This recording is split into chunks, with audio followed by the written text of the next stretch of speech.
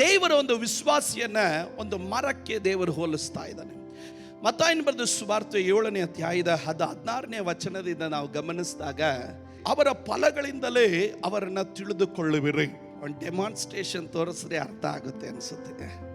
ಇವರಿಬ್ಬರು 2 ಬೀಜಗಳು, ನಾನು ತೋಟಗಾರ. ನನ್ನ ಉದ್ದೇಶ ಏನು ಗೊತ್ತಾ? ಈ 2 ಬೀಜಗಳು 100ರಷ್ಟು ಫಲ ಕೊಡಬೇಕು. ಆದ್ರಿಂದ ನಾನು ಏನು ಮಾಡ್ತೇನೆ, ಈಗ 1ನೇ ಬೀಜವನ್ನು ತೆಗೆದುಕೊಂಡು ಬಂದು ನಾನು ಹೊಲದಲ್ಲಿ ನಾನು ನಡುತ್ತೇನೆ. ಕುತ್ಕೋ. ಇನ್ನೊಂದು ಬೀಜವನ್ನು ತೆಗೆದುಕೊಂಡು ಅದೇ ರೀತಿಯಲ್ಲಿ ನಾನು ಏನು ಮಾಡ್ತೇನೆ, ಅದನ್ನು ಸಹ ಹೊಲದಲ್ಲಿ ನಾನು ನಡ್ತೇನೆ. ಯಜಮಾನ ಏನು ಮಾಡ್ತಾನೆ, ಇದನ್ನು ಬೆಳೆಸ್ತಾನೆ, ಅದಕ್ಕೂ ನೀರು ಒಯ್ತಾನೆ, ಇದಕ್ಕೂ ನೀರು ಒಯ್ತಾನೆ, ಅದಕ್ಕೂ ಗೊಬ್ಬರ ಹಾಕ್ತಾನೆ, ಇದಕ್ಕೂ ಗೊಬ್ಬರ ಒಯ್ತಾನೆ. 2 ಬೆಳೆದು ನಿಂತ್ಕೊಂಡ್ರಪ್ಪ. ಗೊಬ್ಬರ ತಗೊಂಡ್ರೆ, ನೀರು ತಗೊಂಡ್ರೆ. ಈಗ ಯಜಮಾನ ನೋಡ್ತಾನೆ, ಎಲ್ಲ ಹೀರ್ಕೊಂಡು ಏನು ಕೊಡ್ತಾರೆ ಇವರು.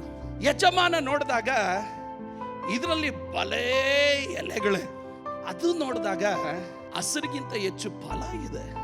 ಕೆಲವರು ಫಲಕ್ಕಿಂತ ಎಲೆನೇ ಜಾಸ್ತಿ. ಯಾವ ಎಲೆ?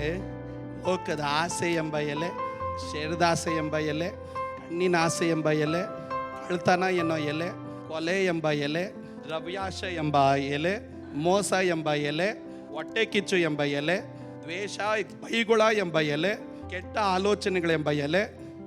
ಇಷ್ಟೇ ಸಾಕು, ಇನ್ನು ಜಾಸ್ತಿ ಹೇಳಕ್ ಹೋದ್ರೆ. ಯಜಮಾನ ನೋಡ್ತಾ ಇದ್ದಾನೆ, ನಿನ್ನಲ್ಲಿ ಎಲೆಗಳು ಮಾತ್ರ. ಅದ್ರ ಅರ್ಥ ಏನಂದ್ರೆ, ಯಜಮಾನನಿಗೆ ಉಪಯೋಗ ಆಗೋದು ಒಂದೂ ಇಲ್ಲ. ಈಗ ದೇವರ ಯಜಮಾನನ ಈ ಮರದ ಹತ್ರ ಬರ್ತಾ ಇದ್ದಾನೆ. ಮರ, ನಿಂದೇನ ಕೇಸು? ಆ ಮರ ಹೇಳುತ್ತೆ, ನಾನು ಒಳ್ಳೆ ಫಲ ಕೊಡ್ತಾ ಇದ್ದೇನೆ. ಯಾವ ಫಲ? ಪ್ರೀತಿ ಎಂಬ ಫಲ ನನ್ನಲ್ಲಿ ಇದೆ. ಯಾವ ಫಲ? ಸಂತೋಷ ಎಂಬ ಫಲ ನನ್ನ ಒಳಗಡೆ ಇದೆ. ಸಮಾಧಾನ ಎಂಬ ಫಲ ನನ್ನ ಒಳಗಡೆ ಇದೆ. ನಂಬಿಕೆ ಎಂಬ ಫಲ ನನ್ನ ಒಳಗಡೆ ಇದೆ. ಸಾಧುತ್ವ ಎನ್ನೋ ಫಲ ನನ್ನ ಒಳಗಡೆ ಇದೆ. ಕ್ಷಮಾದಮೆ ಎನ್ನುವಂಥ ಫಲ ನನ್ನ ಒಳಗಡೆ ಇದೆ. ಸುವಾರ್ತೆ ಎಂಬ ಫಲ ನನ್ನ ಒಳಗಡೆ ಇದೆ. ಜೀವ ಎಂಬ ಫಲ ನನ್ನ ಒಳಗಡೆ ಇದೆ. ಕ್ಷಮಿಸುವಂಥ ಫಲ ನನ್ನ ಒಳಗಡೆ ಇದೆ. ಕ್ರಿಸ್ತನ ಸೇವೆಗಾಗಿ ಪ್ರಯಾಸ ಫಲ ಎನ್ನುವುದನ್ನು ಒಳಗಡೆ ಇದೆ. ಒಳ್ಳೆಯ ಮನಸ್ಸು ಎಂಬುವಂತ ಫಲ ನನ್ನ ಒಳಗಡೆ ಇದೆ. ಬೆಳಕಿನ ಫಲ ನನ್ನ ಒಳಗಡೆ ಇದೆ. ದಯ ಎನ್ನೋ ಫಲ ನನ್ನ ಒಳಗಡೆ ಇದೆ.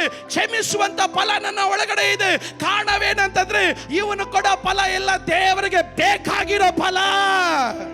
ನೀವು ಕೊಡೋ ಫಲ ಯಾರಿಗೆ ಬೇಕು?